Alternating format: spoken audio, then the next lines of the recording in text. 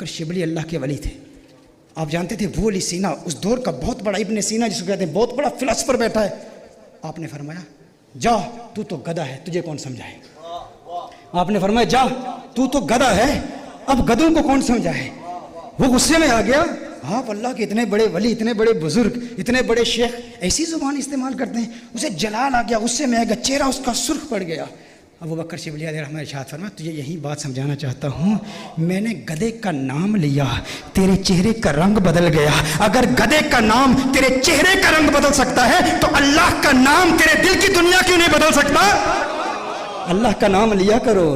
یہ درود و سلام, یہ اللہ کا نام, یہ دل پر ایسے اثرات مرتب کرتا ہے. عوف بن مالک رضی اللہ تعالیٰ عنہ صحابی رسول حضور اکرم صلی اللہ علیہ وسلم کی بارگاہ میں حاضر ہوتے ہیں. عرض کرتے ہیں یا رسول اللہ صلی اللہ علیہ وسلم زندگی فاقوں میں گزر رہی ہے, میرے بیٹے کو مشرکوں نے قید کر لیا ہے. حضور نے ارشاد فرمایا اللہ سے ڈرو, صبر کرو, اور لا حول ولا قوت الا باللہ العلی العظیم کثرت سے پڑھو. عوف بن مالک فرماتے ہیں میں اپنے گھر میں گیا, اللہ کے خوف سے کثرت سے میں لا حول ولا قوت الا باللہ العلی العظیم پڑھنے لگا.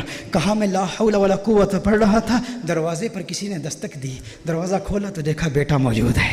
یہ لا حول ولا قوت کی یہ برکت ہے, بیٹا موجود ہے, اور فقط بیٹا ہی نہیں 700 اونٹ بھی ہیں. کہا کیا ہوا. کہا انہوں نے مجھے قید کیا ہوا تھا, وہاں قید و بند کی صعوبتیں جھیل رہا تھا, ایک موقع ملا, راستے ہموار ہوئے, میں وہاں سے نکلا, ان کے 100 اونٹ بھی تھے, 100 اونٹ بھی ساتھ لے کے آیا ہوں. حضور کی بارگاہ میں کہا تھا بیٹا قید ہے. حضور نے فرمایا لا حول ولا قوت, کثرت سے پڑھتے رہو, دونوں کام ہو جائیں گے, بیٹا بھی مل گیا اور 100 اونٹ بھی مل گئے, لیکن اللہ کے خوف کے ساتھ. اسی طرح میں نے کہا استغفار کثرت سے پڑھیں, درود و سلام بھی پڑھیں, استغفار بھی کثرت سے پڑھیں, کہ استغفار آپ کو مستجاب الدعوات بنا دیتا ہے. مستجاب الدعوات کسے کہتے ہیں؟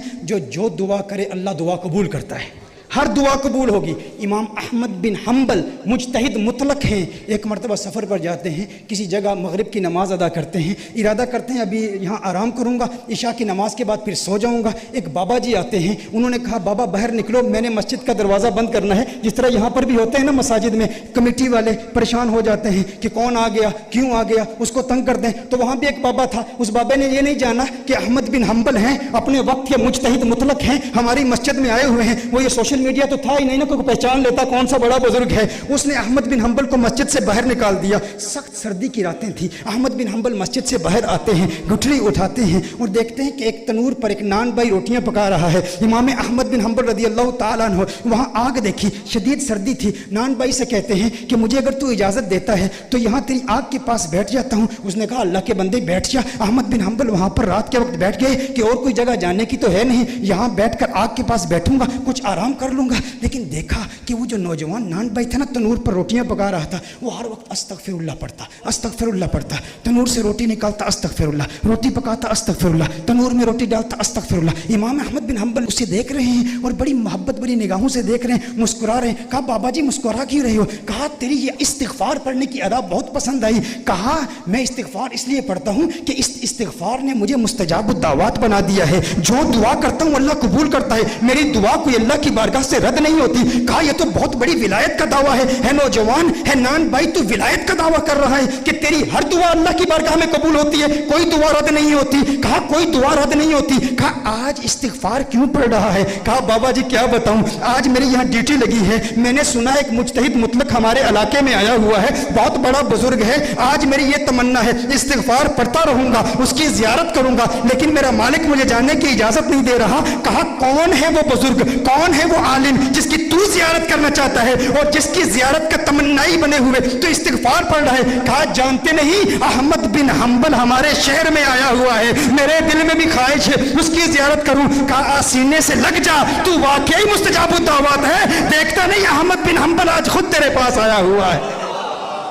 میرے دوستو یہ استغفار کی پاور ہے, یہ استغفار کی قوت ہے. آئیے میلاد کے تحفے, ہم نے نماز پڑھنی ہے, عورتوں کے حقوق ادا کرنے ہیں, ہم نے خود کو پاک صاف رکھنا ہے, خوشبو لگانی ہے, درود و سلام کے گجرے نچھاور کرنے ہیں, لا حول ولا قوت کی کثرت کرنی ہے, اور ہم نے استغفار کی بھی کثرت کرنی ہے, اور عقائد اہل سنت پر تا دم آخر قائم رہنا ہے. میں آئیے اپنی گفتگو کو اسی حدیث پر ختم کر دیتا ہوں.